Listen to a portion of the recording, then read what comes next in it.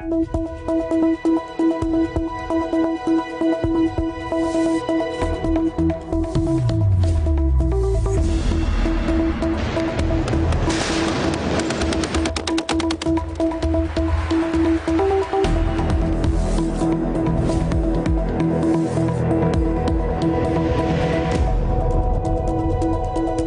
preocupa cuando ves el deterioro del sistema educativo, cuando ves comunidades autónomas, ¿no? Donde pues, en Andalucía te dicen, por poner un ejemplo, que lo que sabe un niño de 10 años es lo que sabe un niño de 8 años en Castilla y León.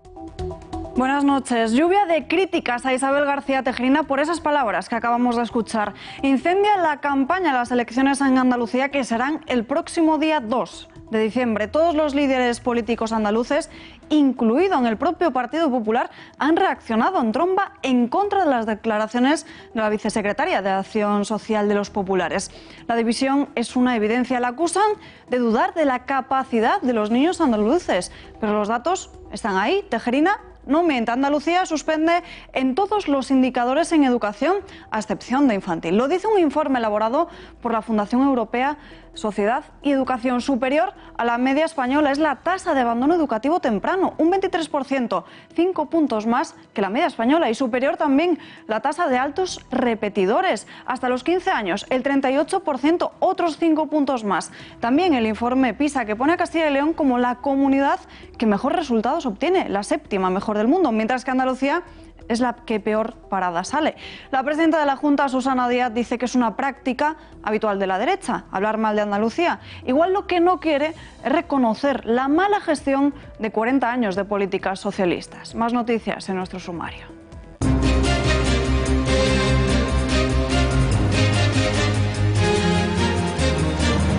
Podemos hacer los deberes al gobierno. Será Pablo Iglesias, como saben, quien se reúna este mismo viernes en la prisión de Lledoners con Oriol Junqueras, y la próxima semana con el PDeCAT para conseguir que respalden los presupuestos. En el gobierno, mientras tanto, lo niegan. Pero también recuerdo, la negociación en nombre del gobierno la hace el gobierno. Vox ha decidido este miércoles, en una reunión de su Comité Ejecutivo Nacional celebrada en Madrid, presentarse a las elecciones andaluzas del próximo 2 de diciembre. En unos minutos lo analizamos en profundidad en La Lupa de Rafa Núñez Huesca. Quim Torra continúa en su empeño de ultimátum a Pedro Sánchez y también en su desafío a la monarquía. El presidente de la Generalitat en Suiza ha criticado a su majestad, a Felipe VI. Escuchen esto. How can we trust a government that protects the king, that instead of being a referee, behaved last year like a hooligan with a crown? Golpe a la banca. 9 meses después, el Tribunal Supremo se corrige a sí mismo. Será el banco y no los clientes los que tengan que abonar el impuesto de escrituras públicas de préstamo con garantía hipotecaria. Más de 4.000 millones de euros son los que tendrá que devolver la banca. En unos minutos, todos los detalles.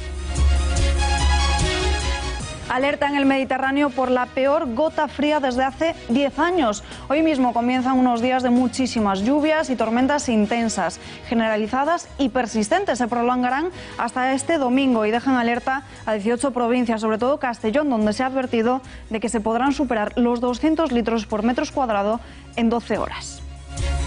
Cuando te desplazas por carretera, el tener muy en cuenta el no cruzar las zonas inundables y zonas de barrancos. La mayoría de las víctimas que se dan en inundaciones se dan por esta situación. En página internacional, la Venezuela de Maduro elogia y defiende a José Luis Rodríguez Zapatero. Ha sido el ministro de Comunicación del país, Jorge Rodríguez, el que ha calificado al expresidente español como un hombre, atención, decente y digno. Todas las patrañas, todas las mentiras que ha inventado sobre José Luis Rodríguez Zapatero. Porque es un hombre decente, porque es un hombre digno.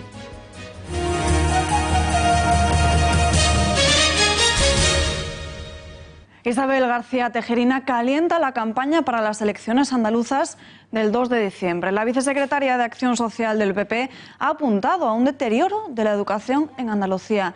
Lo ha hecho comparando a los niños andaluces con los de Castilla y León, asegurando que estos últimos están mucho más aventajados. Me preocupa cuando ves el deterioro del sistema educativo, cuando ves comunidades autónomas, ¿no? Donde pues, en Andalucía te dicen, por poner un ejemplo, que lo que sabe un niño de 10 años es lo que sabe un niño de 8 años en Castilla y León. O sea, el deterioro, ¿no?, de la educación en algunas comunidades autónomas, tanto como que los niños de Castilla y León aventajan en 2 años a los niños de Andalucía. Lo digo simplificando, pero es más o menos de este orden. Claro, tú cuando un niño va a formarse le estás dando capacidades para que el día de mañana tenga su futuro en sus manos, para que tenga aspiraciones y las pueda cumplir. Las palabras de Tejerina han sido como una bomba para el Partido Socialista en Andalucía, pero miente la Popular, parece que los datos demuestran que tiene toda la razón. Editorial con Rafa Núñez Huesca.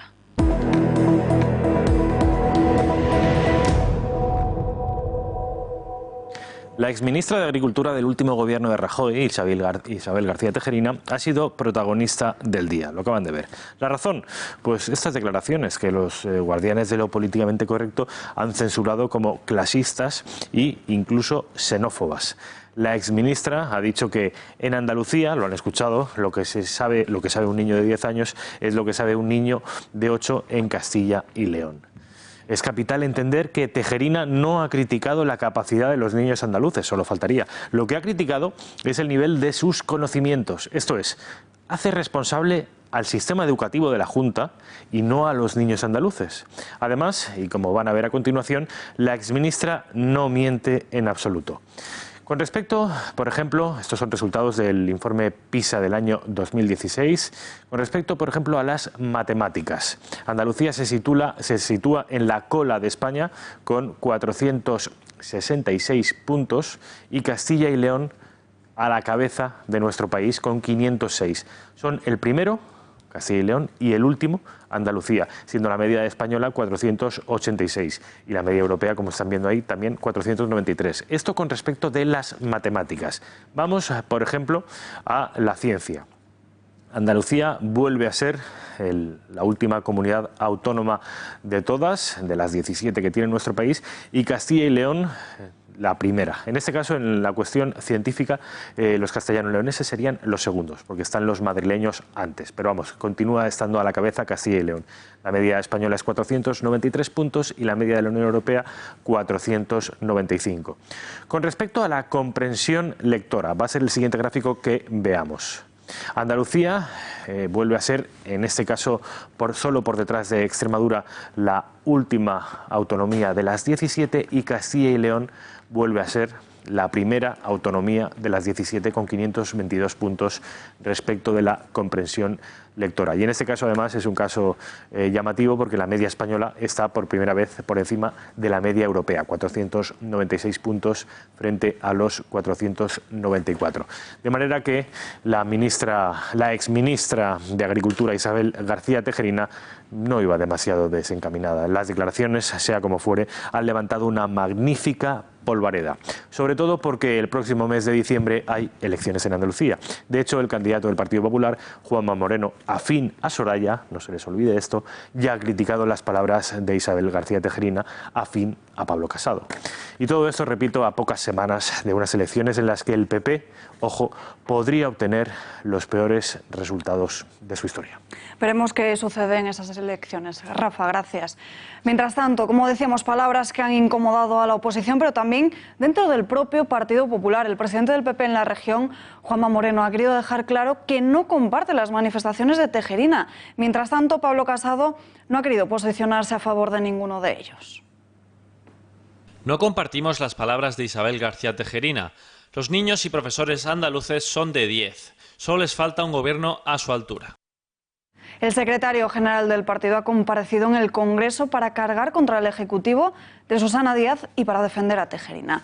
Teodoro García Egea dice que los andaluces no tienen la culpa en tener unos políticos que se gastan más en prostitución que en educación.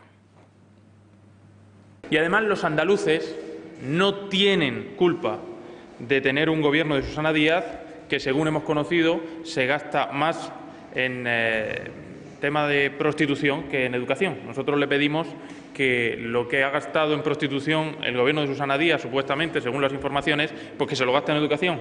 Y de esa forma pues no tendría que esconderse y usar a los menores como escudo ante sus fracasos. Y del otro lado, la presidenta de la Junta de Andalucía ha exigido a los populares que dejen de criticar a los andaluces. Se intenta esconder sus políticas fracasadas, señalando que esos ataques del PP son una mera práctica habitual de la derecha. Esto de enfrentar territorios, de despreciar a Andalucía, de mirar a esta tierra con desdén por encima del hombro, ha sido una práctica habitual de la derecha, que toma más temperatura cada vez que se acerca un periodo electoral y desprecia, entre otras cosas, que esos niños de los que ella habla son los niños que construyen Airbus y se ensamblan en Toulouse, los niños y niñas que han construido el tren ultrasónico, el piloto en el mundo, Hyperloop, aquí en Cádiz, concretamente en el puerto o en Jerez, los que operan en los hospitales tocando el saxo para no tocar las capacidades musicales de quien se somete a esa operación, o los que salvan la vida de un hermano con la de otro, o los que son una referencia en la marca España en el sector agroalimentario en el mundo. Esos son los niños a los que desprecia. El Partido Popular, la derecha, siempre ha despreciado profundamente a los andaluces. Cada vez que tienen un micrófono delante y les toca hablar de Andalucía, hacen una declaración en estos términos. Como la desprecian profundamente y no confían en los andaluces, pues por eso los andaluces nunca han confiado en ellos. Pero fíjese, y aprovechando lo que comentaba antes la señora Mariño, Pablo Casado se va a Bruselas a hablar mal de España y Tejerina, desde Madrid, habla mal de los andaluces. Es la misma derecha. Mucho más tibias han sido las posteriores declaraciones de Tejerina. Ha vuelto a salir ante los medios de comunicación para intentar explicar a qué se refería exactamente. La Popular señala que las críticas son al Partido Socialista, que en ningún momento iban referidas a los pequeños andaluces. Pero es que no hay que confundir el talento y la riqueza de Andalucía con la gestión de 40 años de gobierno socialista, que es lo que hoy preocupa a los andaluces, que merecen algo mejor para ellos. Y el Partido Popular en Andalucía, a nivel nacional, lo que quiere son los mejores servicios, la mayor calidad para los ciudadanos andaluces. Lo merecen, llevan 40 años de ineficacia. Como decimos, elecciones andaluzas, el 2 de diciembre lo analizamos en la lupa de Rafa Núñez Huesca. Rafa, buenas noches de nuevo. Buenas noches, Alba. Bueno, Vox ayer mismo ha decidido presentarse a estos comicios. Efectivamente, se va a presentar, según ayer el Comité Ejecutivo Nacional, el famoso CEN de Vox, decidió en una reunión extraordinaria que se iban a presentar a las elecciones andaluzas que ha convocado para el mes de diciembre Susana Díaz. Vamos a ver si les parece ese documento, esa nota de prensa que ha distribuido a los medios de comunicación Vox, y en ella desgrana los motivos, las razones por las que Vox considera que su presencia, su testimonio en las próximas elecciones andaluzas son importantes. En primer lugar, el documento lo que señala es que Ciudadanos y el Partido Popular, que Vox entiende que pueden ser seguramente sus principales competidores, no van a dar una respuesta adecuada a los votantes de centro derecha. Y en segundo lugar, lo que consideran desde Vox es que las expectativas que se han creado en relación a su aparición por primera vez con posibilidades de obtener escaños a nivel nacional deben ser respondidas, y en Andalucía deben tener la primera oportunidad para confirmar que efectivamente van a dejar de ser un partido extraparlamentario en lo venidero y serán un partido con representación, la primera de esas representaciones en un parlamento autonómico, en este caso el Parlamento andaluz, con situación en Sevilla, como ustedes saben. Me gustaría también, Alba, que viéramos la siguiente imagen. Es un tuit de Santiago Abascal, del presidente del partido, el presidente de Vox, que además saben ustedes que es muy activo en las redes sociales. Es un tuit en el que reivindica, como les decía antes, ese fenómeno Vox, lo que ha venido a llamarse el fenómeno Vox, y que pide que los potenciales votantes de Vox en Andalucía pues hagan se hagan merecedores de los votos que pide precisamente Santiago Abascal para su candidatura. Me gustaría en ese sentido que supieran que Vox no es la primera vez, es un partido que tiene ya 5 años, se presentó a las elecciones europeas donde fue su debut, las elecciones europeas de 2014, y en 2015, un año después, justo un año después de haberse creado el partido, Vox se presentó a las elecciones andaluzas. Me gustaría que vieran el siguiente vídeo que tiene que ver con la campaña de las andaluzas en el año 2015. Y precisamente hasta Córdoba nos vamos, en donde está nuestra compañera Nuria Ruiz. Nuria, buenos días. Buenos días. Aquí en Córdoba la expectación es enorme y son cientos los periodistas acreditados, especialmente del mundo árabe. De hecho, en las últimas horas, la presidenta de la Junta no ha parado de recibir felicitaciones de gobiernos y organizaciones musulmanas. Fue, como pueden ustedes suponer, no sé si se acordarán, un vídeo muy polémico, un vídeo en el que advertían, la candidatura de Vox en Andalucía advertía que la Junta podía caer en manos de partidos proislámicos o proislamistas. Ellos hacían una suerte de recreación de cómo podría ser Andalucía en el futuro si es que finalmente esas fuerzas proislámicas o nacionalistas andaluzas obtuvieran la suficiente fuerza en el Parlamento andaluz como para llegar a ese caso. Fue una campaña además muy criticada, fue una campaña a la que se tildó de xenófoba y fue una campaña que entiendo que desde el partido no recordarán con demasiada alegría, porque fue una campaña en la que se obtuvo muy poca representación. Ahora es muy probable que ocurra todo lo contrario, Alba.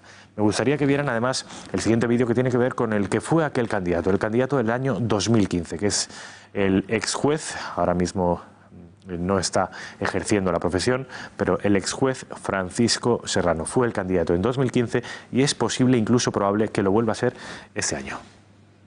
La política de género, hay que saber que la ideología de género lo que lleva detrás es la destrucción de la familia, detestan lo que es la feminidad, o sea que realmente no están defendiendo los intereses de las mujeres españolas ni las andaluzas, y realmente detrás de todo esto lo que hay es una búsqueda de lo que estamos también en nosotros en contra, el derecho a la vida, el derecho de que haya más niños. Para que haya un futuro tiene que haber niños, que defendemos la natalidad, siempre en positivo.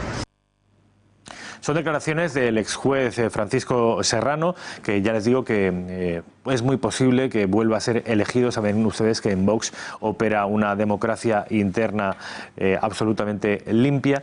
Eligen a los candidatos en función de los votos de cada uno de los afiliados, y es posible que el juez Serrano, que se hizo famoso por sus sentencias contrarias a la ideología de género, y eso trajo mucha controversia, es muy posible, digo, que el juez Serrano vuelva a ser escogido por los afiliados de Vox en Andalucía como su candidato a las elecciones de diciembre. Me gustaría que vieran los resultados electorales de aquella campaña de 2015, que, como les digo, presumiblemente van a ser muy diferentes a los que obtenga Vox en las próximas elecciones.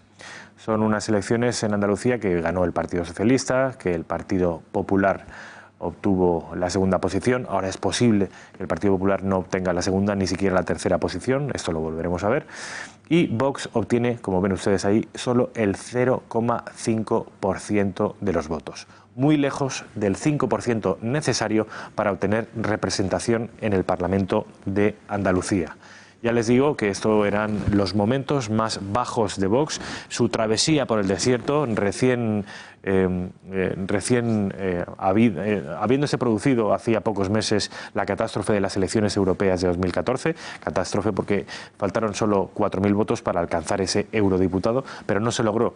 Hoy ya digo que las expectativas de Vox, Alba, son muy diferentes, y de hecho creo que tenemos algún dirigente de Vox al teléfono que nos confirmará que efectivamente las expectativas de este año son diferentes. Es lo que te iba a decir. Vamos a hablar, si te parece, ya con el secretario general de la formación de Vox, con Javier Ortega. Le saludamos ya hasta el otro lado de la línea. Señor Ortega, muy buenas noches, un placer saludarle. ¿Qué tal? Muy buenas noches, encantado de saludarles. Ayer el Consejo Ejecutivo Nacional decidió acudir a las elecciones andaluzas. ¿Qué motivos les llevaron finalmente a presentarse?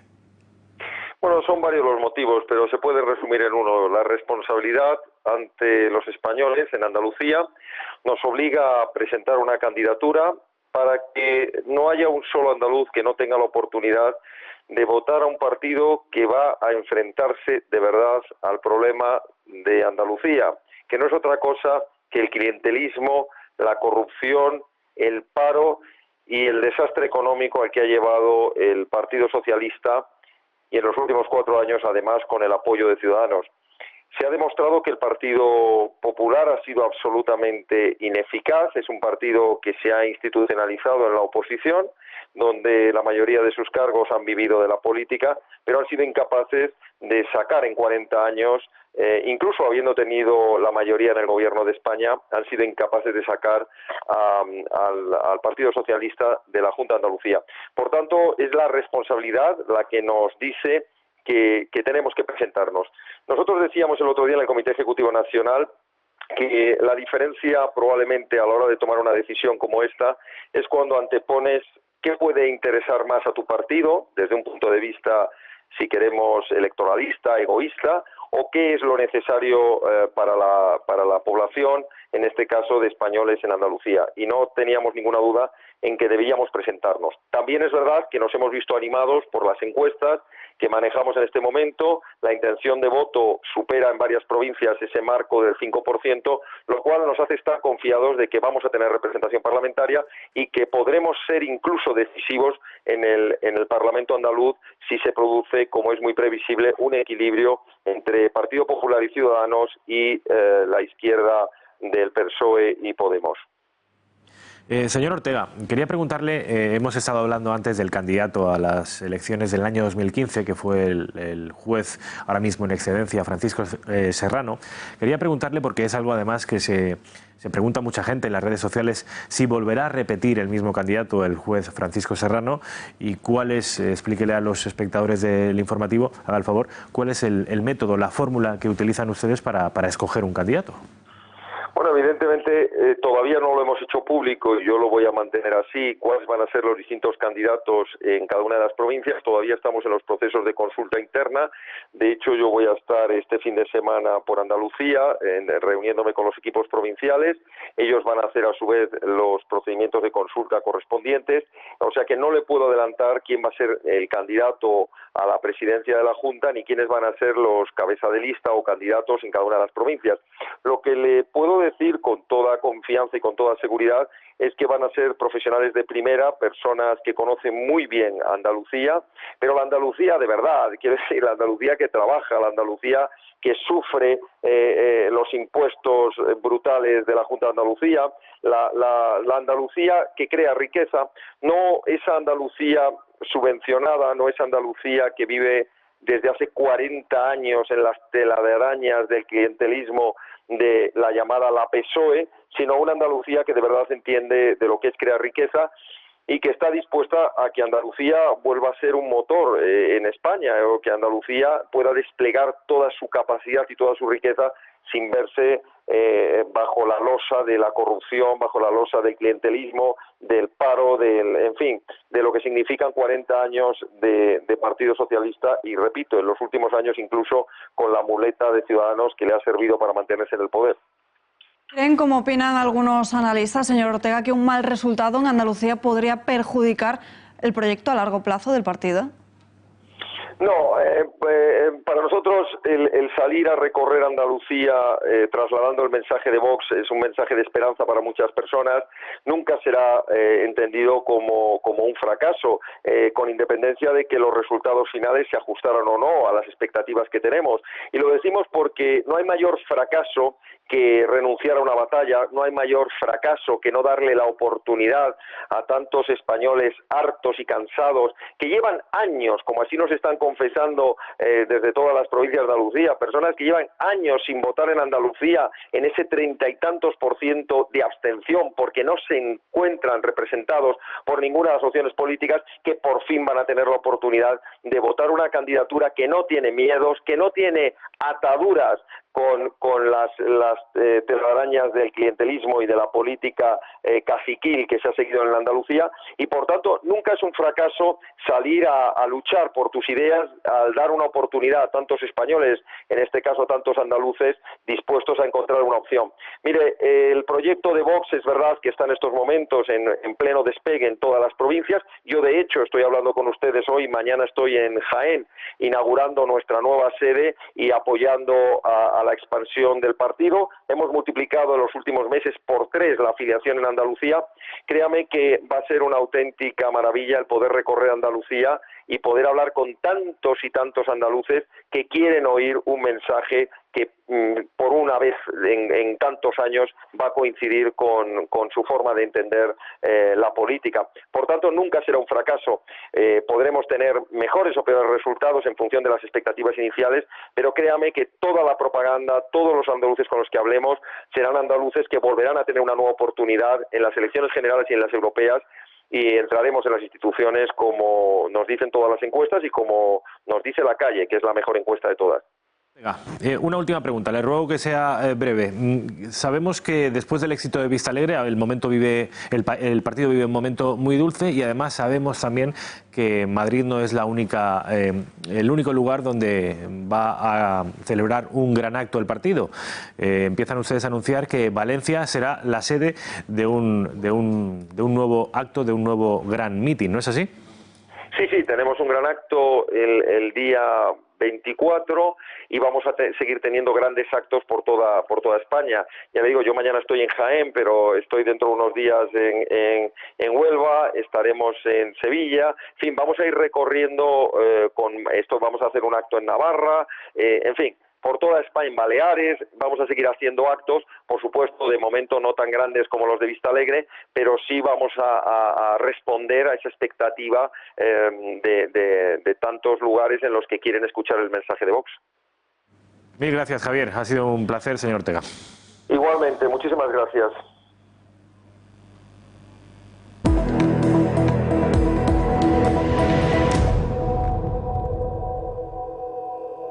Le recomiendo al señor Pedro Sánchez que cuando envíe a alguien a Bruselas, que en vez de hablar con Puigdemont, que vayan a la Comisión Europea a enterarse bien de lo que opinan las instituciones europeas de los presupuestos falsos que están presentando. Espero que el señor Pedro Sánchez, la señora Adriana Lastra y todo este equipo de socialistas rendidos ante Pablo Iglesias no llamen ahora antipatriotas a las instituciones europeas, que ya les han advertido por carta de lo falsos que a priori se ven estos presupuestos. Continúan las críticas a las cuentas y también a Pablo Casado, tercer día consecutivo en Ferraz, en el que siguen calificando al líder popular de poco patriota. Hoy la portavoz socialista, Adriana Lastra, ha variado un poco, pero no mucho, el discurso. Le achaca de ser un patriota de hojalata. La ruta por Europa que ha emprendido el señor Casado para hablar mal de su país. Un patriota de hojalata que solo mira hacia Europa para defender a ultraderechistas como Orbán y para echar piedras contra el tejado de España.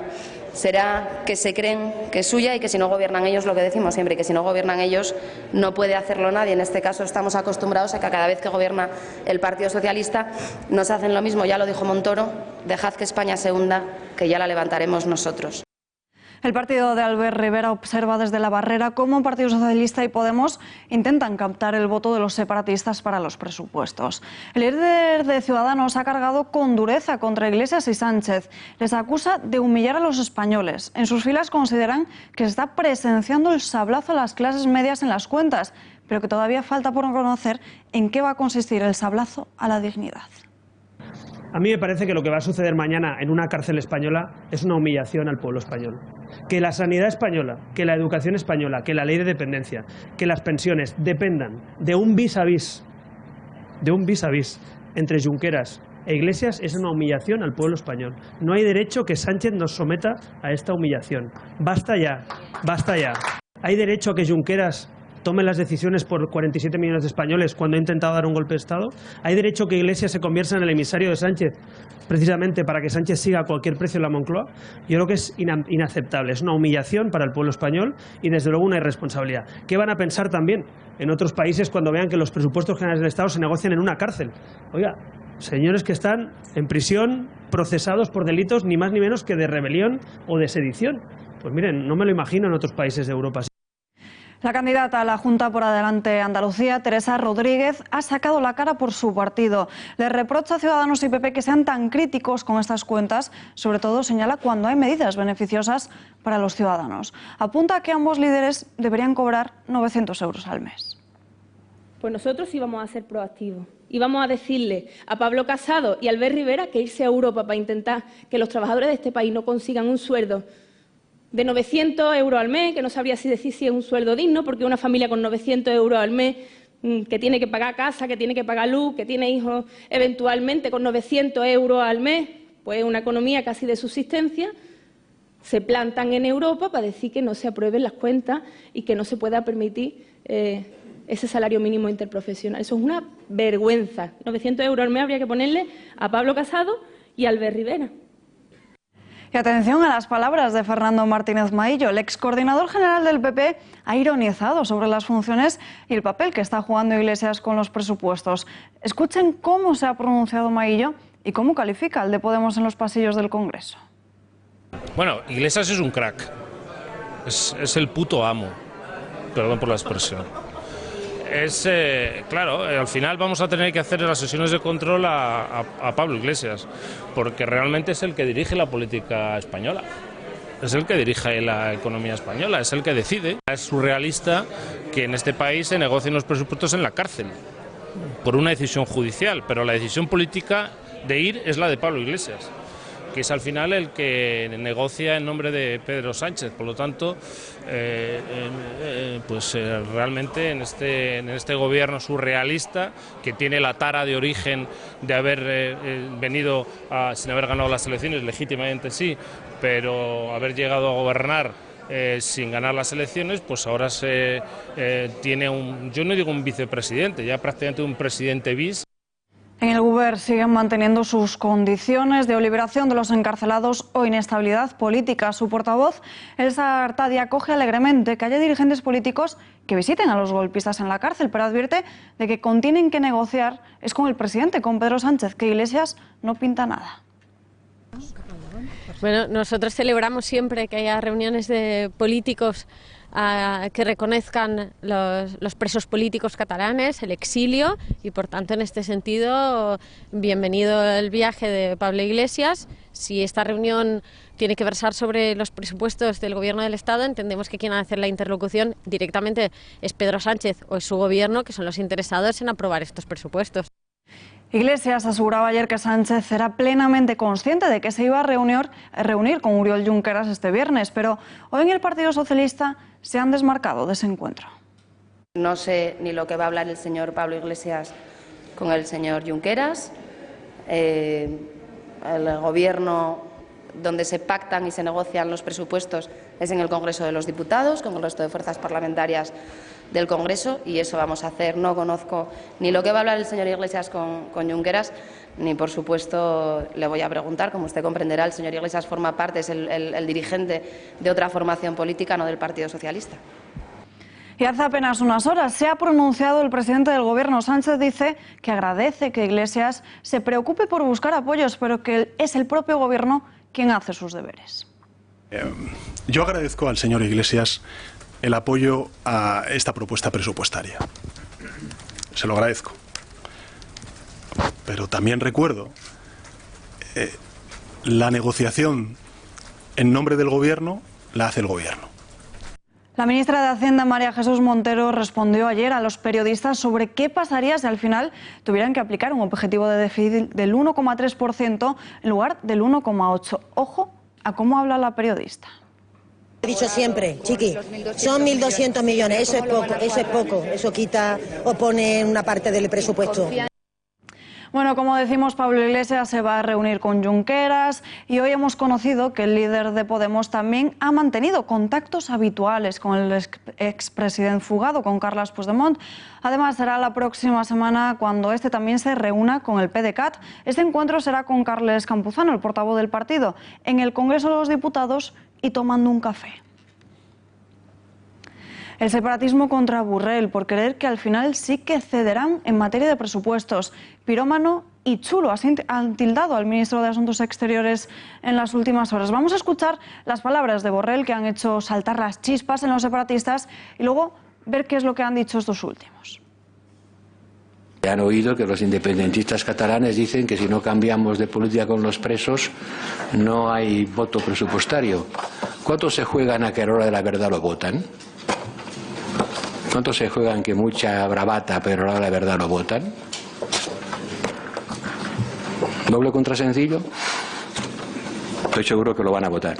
Fins ara sabíem que el senyor Borrell és una mala persona, perquè ens ho va demostrar quan es va riure d'Oriol Junqueras empresonat i per extensió de la seva família. Ben segur que els fills de l'Oriol Junqueras i la família d'Oriol Junqueras devia sentir-se molt ofesa. Juega a ser un pirómano, es una pena. Es más chulo con 8 y que sigue haciendo de militante sociedad civil catalana. Pablo Iglesias coincide con los representantes del secesionismo, pero les piden no entrar en una batalla por ver quién es el más chulo de todos. Para el dirigente de Podemos, Cataluña necesita mucho diálogo, mucha mano de izquierdas y asegura que a veces hacer las cosas en silencio no viene nada mal.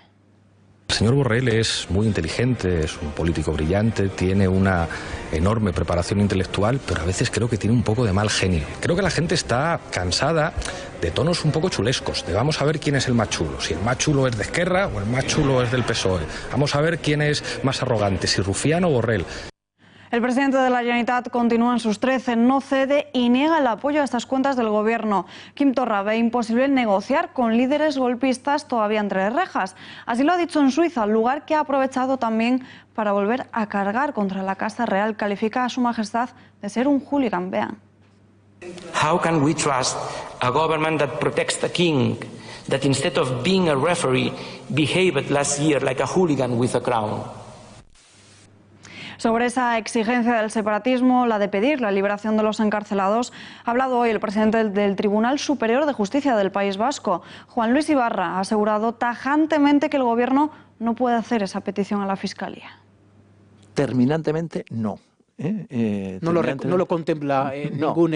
No, el Estatuto de la Fiscalía contempla las relaciones institucionales de la Fiscalía y contempla las relaciones entre el Gobierno y la Fiscalía y entre el presidente del Gobierno y la Fiscalía General del Estado. Salvado por la campana, o más bien por Juncker. El presidente del Gobierno vuelve a tener un error de protocolo. Ha sido en el seno de la Comisión Europea, cuando ambos se hacen la foto del Gobierno con el habitual apretón de manos. Los periodistas lanzan una batería de preguntas que el socialista se apresura a contestar. Vean cómo el presidente de la Comisión le deja con la palabra en la boca y le saca de la escena.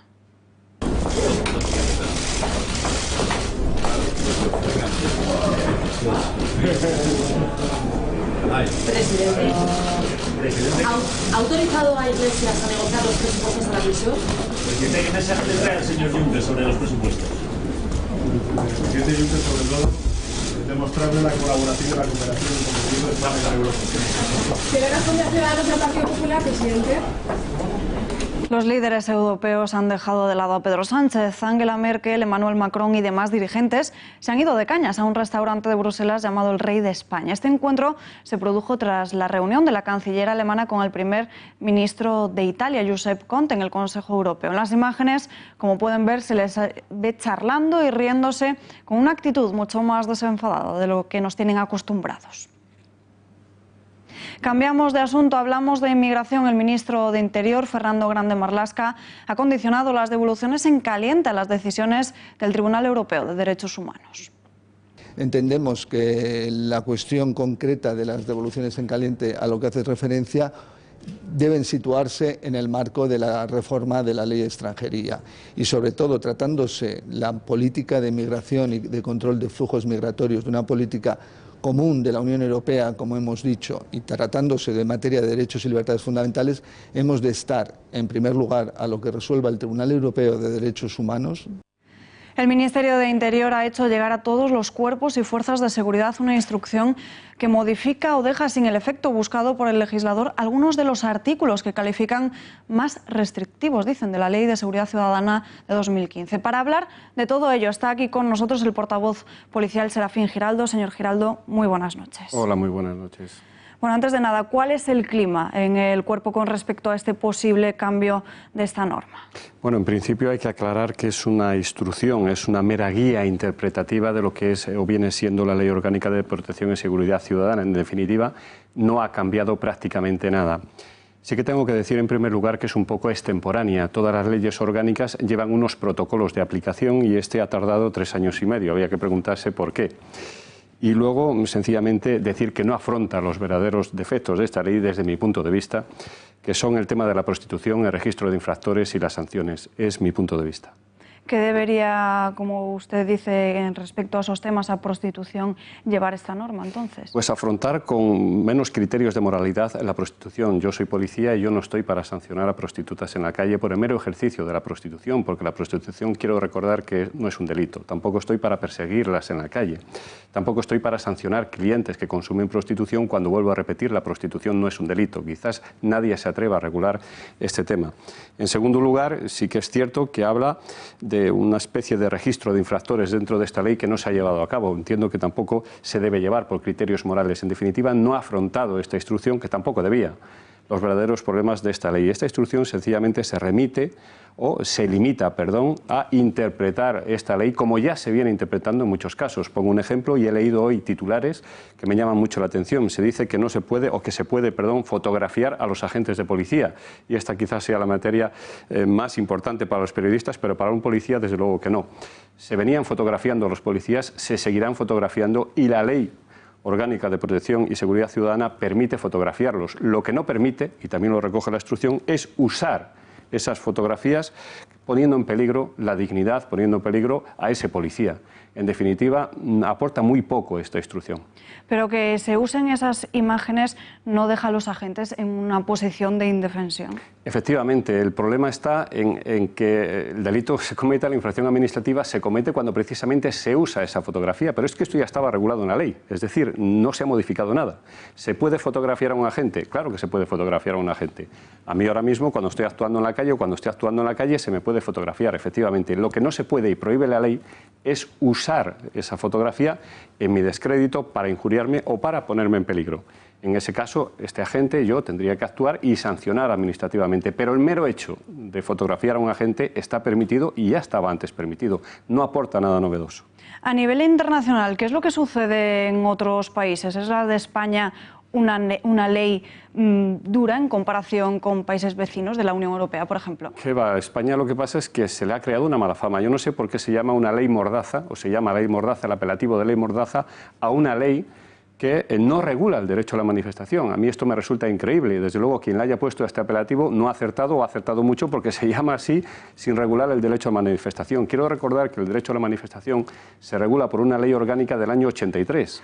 Y para mí esta ley orgánica es una de las más amplias y yo estoy orgulloso de que exista esa ley orgánica, que sencillamente en España manifestarse con una mera comunicación a la autoridad para que regule esa manifestación. Esto es lógico. Si yo quiero manifestarme en la calle, tendré que pedirle a la autoridad no permiso, sino comunicar que voy a manifestarme para que la autoridad favorezca esa manifestación, corte calles o me habilite para poder manifestarme. No es que me prohíba, es que me favorece la manifestación. Esto está regulado en una ley del 83 y lo único que hace la Ley Orgánica de Protección y Seguridad Ciudadana es sancionar las conductas que son infracciones dentro de esa manifestación. Por ejemplo, tirar botellas, consumir drogas, causar alborotos públicos dentro de esa manifestación. En definitiva, gran acierto a quien le puso ese nombre, pero desde luego ese nombre no se corresponde con esta ley. Además, hablaba ahora de esas manifestaciones sin autorización que pueden conllevar a numerosos problemas, ¿no? Evidentemente, pero quizás esa sea la clave. No sin autorización. Manifestaciones todas están autorizadas. Lo único que hay que prohibirlas cuando existan problemas de orden público o regularlas cuando existan problemas de orden público. Yo le pongo un ejemplo. Los policías, en el 1 de octubre, 29 de septiembre, de este año, decidimos manifestarnos en Barcelona. Se produjo una contramanifestación por el mismo lugar por donde íbamos a transcurrir nosotros los policías.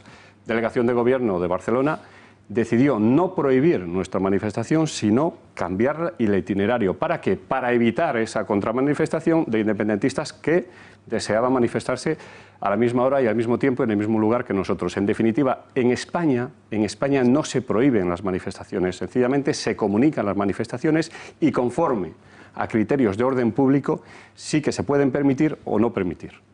Pues señor Giraldo, muchísimas gracias por estar con nosotros en este informativo. Muy buenas noches. Es un placer. Más asuntos. Revés del Tribunal Supremo a los bancos. El alto tribunal ha cambiado de criterio 9 meses después. Establece ahora que quien debe pagar el impuesto de actos jurídicos documentados de las hipotecas es el banco y no el cliente. En una sentencia del 16 de octubre, de la que ha sido ponente el magistrado Jesús Cudero, la Sala Tercera del Tribunal Supremo modifica su jurisprudencia anterior de febrero. Además de aclarar lo que va a suceder en futuras hipotecas, la decisión abre la puerta a que los usuarios reclamen a las entidades financieras la devolución de lo que pagaron en su día por este impuesto. Y hablamos ya de este asunto con Lucio Muñoz, analista económico y consultor de empresas. Señor Muñoz, muy buenas noches. Buenas noches, Alba. Como siempre, encantado.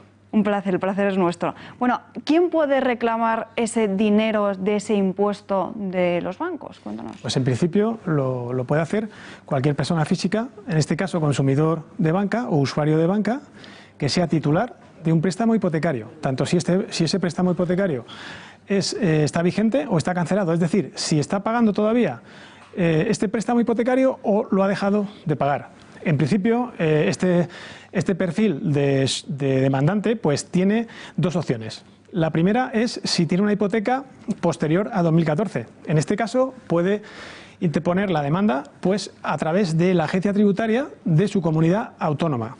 Y en el caso que tenga la hipoteca sea anterior a 2014, lo tiene que reclamar directamente ante la entidad financiera, vía judicial. Esto se produce porque los ejercicios fiscales anteriores a 2014, pues evidentemente han prescrito. Por tanto, esta segunda opción, es decir, las hipotecas anteriores a 2014, estos afectados deberán interponer directamente ante la entidad financiera vía judicial a través de un despacho de abogados pues, especializado en temas bancarios o de cualquier otra manera vía judicial.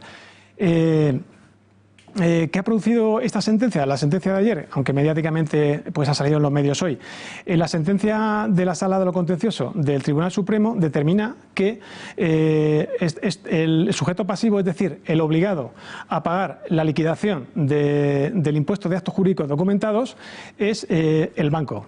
Evidentemente contraviene esta sentencia la doctrina que venía manteniendo hasta la fecha. Pero no olvidemos o recordemos también que anteriormente ha habido otra sentencia del Tribunal Supremo que permitía al cliente, al usuario bancario, reclamar los gastos hipotecarios, es decir, los gastos relativos a notaría, a registro de la propiedad, a tasación y a gestoría. Ahora, a través de esta sentencia, también puede reclamar, lo digo por aquellas personas que no hayan reclamado todavía, puede reclamar estos gastos hipotecarios que acabo de comentar, más la liquidación del impuesto de actos jurídicos documentados. Pongamos un ejemplo, señor Muñoz. Una hipoteca media, ¿en qué horquilla económica se mueve la devolución? Depende. En principio, si nos centramos en la Comunidad de Madrid, la hipoteca media en la Comunidad de Madrid son 300.000 euros. Si tenemos en cuenta que el tipo del impuesto de actos jurídicos documentados en la Comunidad de Madrid es del 0,75%, tendremos un resultado que la media de la devolución en la Comunidad de Madrid será de 2.500 euros. Pero en otras comunidades autónomas el impuesto de actos jurídicos documentados tiene un tipo mayor, por tanto la devolución será mayor. En España la media se calcula que puede ser en torno a los 3.000 euros la devolución que los bancos deberán efectuar a aquellos reclamantes. ¿Cuál es la cantidad total que deberán devolver los bancos en nuestro país, en España? Pues depende, porque evidentemente hay varios informes. Tenemos que tomar varias referencias. La primera es un informe de la propia banca, que lo estima en 6.000 millones de euros. Evidentemente este informe quizá se ha quedado corto. Hay otro informe efectuado o elaborado directamente por los usuarios de banca que asciende esta cantidad a 20.000 millones de euros. Por tanto, si tomamos como referencia estos dos informes, estaría en torno en una horquilla de entre 6.000 euros y 20.000, entre 6.000 millones de euros y 20.000 millones de euros, perdón. Pero si hacemos una cuenta nosotros, pues podemos tener en cuenta que hay 18 millones de hipotecas en España. Si la multiplicamos por la media, que será la devolución media en España, que será en torno a los 3.000 euros, pues las cuentas son 24.000 millones de euros que tendrá que devolver la banca en el caso que todos los reclamantes decidieran efectuar la demanda. En este caso serían 24.000 millones de euros, únicamente en este caso, es decir, que todos los reclamantes decidieran reclamar, todos los afectados decidieran reclamar, perdón. ¿Cómo ha impactado en los diferentes mercados? La bolsa ha sufrido una tremenda caída, ¿no? Efectivamente, Alba. El análisis que han hecho los inversores es el siguiente. Efectivamente, estos miles de millones de euros que deben devolver la banca que es el efecto de esta sentencia, pues evidentemente impactará directamente vía provisiones bancarias en los resultados, en los beneficios de los bancos. Se ha calculado, aunque evidentemente no es un cálculo 100% fiable, pero se ha calculado en primera instancia que este impacto puede estar en torno del 3% al 5% de los beneficios antes de impuestos de los bancos. Ese es el motivo de la venta masiva de acciones y evidentemente de la caída del sector financiero esta mañana. Tengamos en cuenta que ha habido bancos, por ejemplo. Justamente ahí estamos viendo lo que ha caído los principales bancos de nuestro país. Exactamente. Banco Santander, Bankinter, todos se mueven en torno a un 6, 5, 4, 2...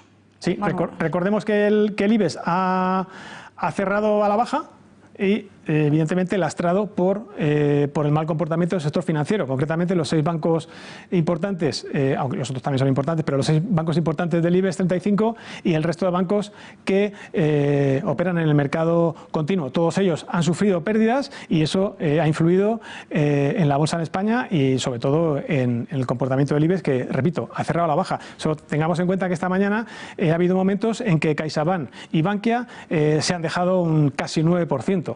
Al final han perdido menos, pero que evidentemente esta sentencia ha provocado un terremoto en la bolsa en España y no podía ser de otra manera. Desde luego, los datos están ahí. Señor Muñoz, un jueves más, un placer tenerle aquí. Si me permite, Salva, claro que sí, por supuesto. Hay una web que si los televidentes les parece bien pueden informarse muchísimo más en relación a lo que acabo de comentar. Esta web es www.gastoshipotecario.es. Toda la información que ustedes necesiten en relación a este asunto la tienen en esta web. Muchísimas gracias. Pues ahí se queda esa web para los espectadores. Gracias. Gracias, Alba. Seguimos en Página Económica. Pozuelo de Alarcón repite un año más como municipio con mayor renta bruta de España. Una media que asciende a los 72.000 euros, cifra que multiplica, atención, por 7 la de Zaínos, en Badajoz, que es el municipio con menor renta. Así se desprende de la estadística de IRPF de 2016, publicada ayer mismo por la agencia tributaria. Junto a Pozuelo también otros municipios madrileños como Boadilla del Monte y Majadahonda. Y ya en Barcelona, Matadepera y Sant Just Desvern, junto al valenciano de Rocafort. Son los que mayor renta bruta declaran de todo nuestro país. Menos personas en riesgo de pobreza, pero con peores condiciones, aunque eso sí, ha caído por cuarto año consecutivo en España hasta el 26,6%, aunque sigue afectando a millones de personas. En España, exactamente un total de 12.338.000 personas se encontraban en 2017 en riesgo de pobreza o exclusión social. Más de 1 millón de personas con título universitario está también en riesgo de pobreza. Son 320.000 más que hace 10 años, según un estudio que la Red Europea en el Estado español ha presentado este mismo martes. El Gobierno admite que una de las principales industrias en España, el turismo, ha echado el freno. Concretamente, el conjunto de nuestro país va a perder 800.000 visitantes venidos de fuera en comparación con el pasado año. Según los datos del informe trimestral Conjuntur, se prevé la llegada de 15,3 millones de visitantes extranjeros a España para el cuarto trimestre del ejercicio, lo que supone un descenso del 2,25% con respecto al mismo periodo de 2017. El turismo ha mostrado una debilidad especial en Cataluña. Según ha reconocido el Ejecutivo, entre enero y agosto esa región perdió un 5% de turistas internacionales.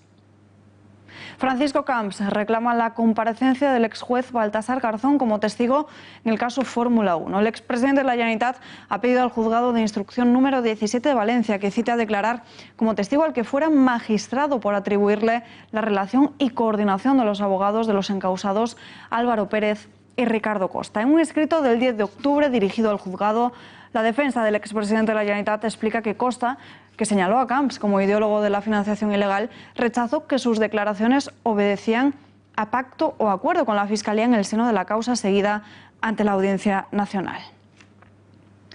Y presten atención a las siguientes imágenes. La Policía Municipal busca al conductor y pasajeros de un vehículo que intentó atropellar el sábado por la noche a un hombre en plena calle Princesa de Madrid.